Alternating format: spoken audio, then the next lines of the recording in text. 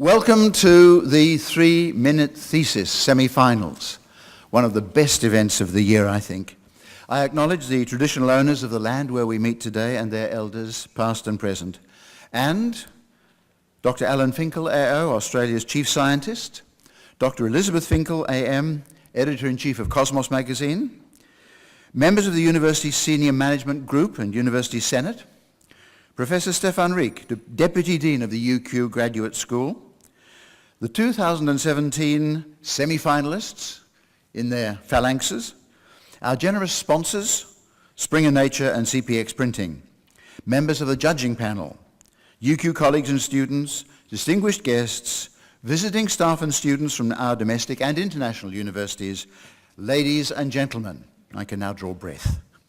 I'm Rowley Sussex. I'm a linguist, retired, quote-unquote, from this university, and this is one of the best events of the year, I think, for the universities displaying their students' expertise. We are going to see 55 students from 55 universities from Australia, New Zealand, and around the Pacific presenting their theses in the hope of becoming one of the 10 finalists this afternoon. Housekeeping. This is a competition, so please don't make any noise during the presentations. This is being streamed worldwide, and we need to have almost a studio-like silence when the students do so. Only use the doors up there on level 3 to enter and exit, please. Don't get up and leave the auditorium during presentations. That might disturb the recording. The toilets are located at the back to the left as I'm looking at you on each level. And if you have one of these devices, please turn it to silent or self-destruct. If your phone goes off, we have an incinerator outside and you will lose phone and data. It now gives me much pleasure to introduce Professor Stefan Rieck. Professor Rieck.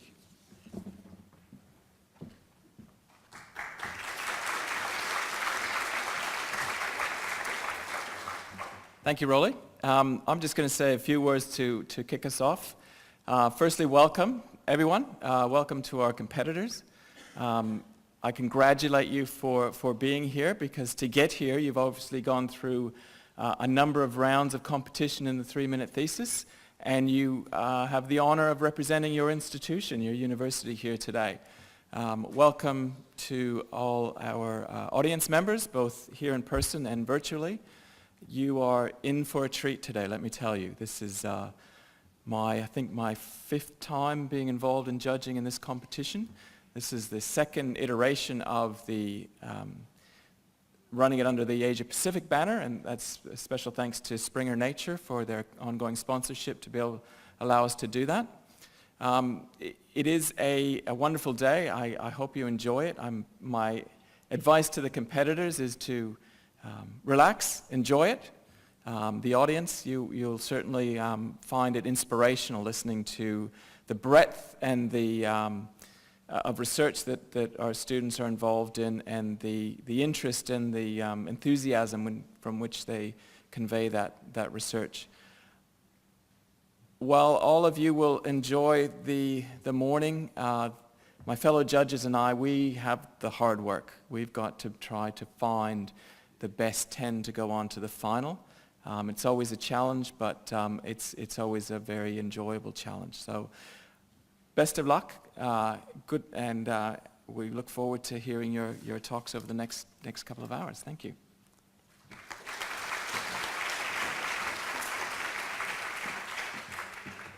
Thank you, Professor Rieck. We must thank our sponsors who've made this event possible. First of all, Springer Nature, one of the world's leading global research, educational, and professional publishers, home to an array of respected and trusted brands, providing quality content through a range of products and services. They're the world's largest academic book publisher of influential journals, and a pioneer in the field of open research. And they've been great supporters of the 3MT. This year, we're again very proud to have them as sponsors for the Asia-Pacific 3-minute competition. CPX Printing and Logistics, good friends of the university, a privately owned print company in Brisbane, founded in 1995, and since grown to a communications company with more than 50 staff. It's located in Kelvin Grove, Brisbane, with additional warehouses in Banyo and in partnership with SOS Print and Media Group in Sydney, it's one of the largest independently owned print companies in Australia. Now, the competition itself. It's a 3-minute presentation of your research, and it cultivates students' academic, presentation, and research communication skills. The competition supports their capacity to effectively explain their research and its significance in 3 minutes, in a language appropriate to a non-specialist audience. Lord Kelvin once said that if you've got a viable scientific idea, you should be able to explain it to a milkmaid. And if you can't, then there's something wrong with you or the idea, but not the milkmaid. Welcome, milkmaids. 3MT is now a globally recognized competition. It began at this university, but it's now running in more than 600 institutions worldwide across 6 continents. A marvelous way of celebrating scientific communication. Let's run quickly through the rules so you know what the baselines are. 1 single static PowerPoint slide.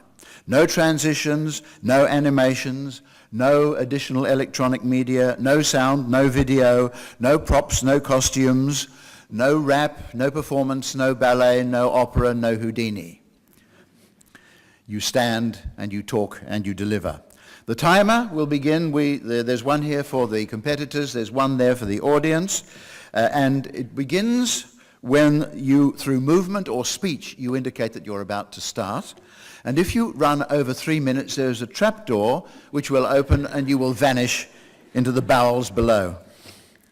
So the presentations must not exceed 3 minutes, and the decisions of the adjudicating panel is final. The judging criteria are quite extensive, and it's worthwhile seeing how precisely the judges are concentrating on the content. Did the presentation provide an understanding of the background to the research question being addressed and its significance? Did the presentation clearly describe the key results of the research, including conclusions and outcomes? Did the presentation follow a clear and logical sequence? Was the thesis topic, key results and research significance and outcomes communicated in language appropriate to a non-specialist audience? Did the speaker avoid scientific jargon, explain terminology, and provide adequate background information to illustrate points? Did the presenter spend adequate time on each element of their presentation, or did they elaborate for too long on one aspect, or was the presentation rushed? For engagement and communication, did the oration, I love the term oration, did the oration make the audience want to know more? Was the presenter careful not to trivialize or generalize their research? This is not simple. Did the presenter convey enthusiasm for their research? Did the presenter capture and maintain the audience's attention? We have a sleep meter watching for you. Did the speaker have sufficient stage presence, eye contact, and vocal range? Maintain a steady pace and have a confident stance? Did the PowerPoint slide enhance the presentation? Was it clear, legible, and concise?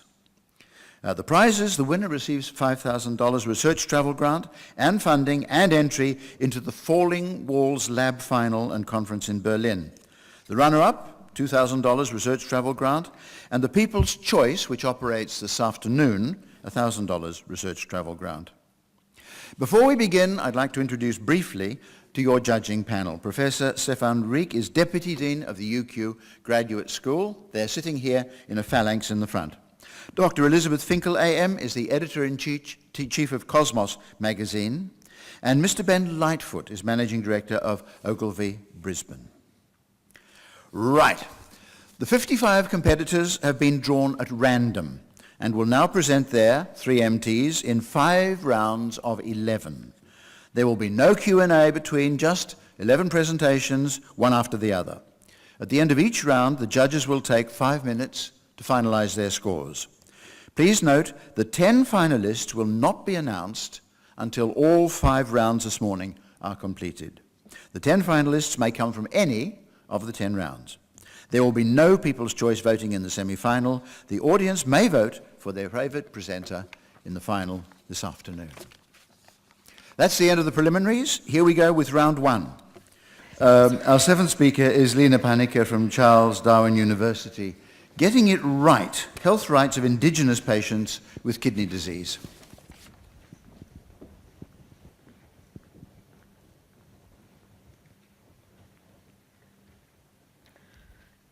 Imagine you got sick and you went to your GP and you are suddenly told you need to move to China and get acupuncture treatment 3 times in a week for the rest of your life or you will die. You have to move away from your family and key support network to access that treatment. And you can no longer continue your full-time permanent job. On top of all this, you are confused, you have no energy and no knowledge about the services or the area you are moving to. My research examines similar overwhelming experiences of Indigenous patients with kidney disease when they have to seek healthcare services such as dialysis, especially if they are from rural and remote Australia. 85% of the kidney disease patients in the Northern Territory are Indigenous Australians, and 70% of them are from rural and remote Australia. These patients stand at the crossroads of their life, forced to choose between treatment and family, isolation and further worsening of their condition. Does this need to happen? Do they have to be away from their loved ones when they want them the most? Australian Charter for Healthcare Rights entitles access to safe and quality care to every patient and consumer who seeks healthcare from our health system. In my research, I examine the health rights of Indigenous patients with kidney disease and explore how their rights are recognized and realized. I interviewed patients and nurses from 2 main dialysis centers in the Northern Territory, and I analyzed current policies and frameworks that inform kidney disease care in the Northern Territory. And the initial findings show significant gap in geographical access to care. There is a need for clear, timely, 2-way communication. There are challenges to cultural safety of the care, and there is reduced Indigenous participation in their care. Findings of this study can inform the future policies and frameworks that guide kidney disease care in the Northern Territory. And on a wider perspective, this could also be used to prepare the workforce to address the health disparities experienced by the Indigenous population of Australia. So this research is a focused effort to bring positive change to the parameters seen on this signpost. And I do not think any one of you would doubt that every Australian deserves to enjoy health as their fundamental right. Thank you.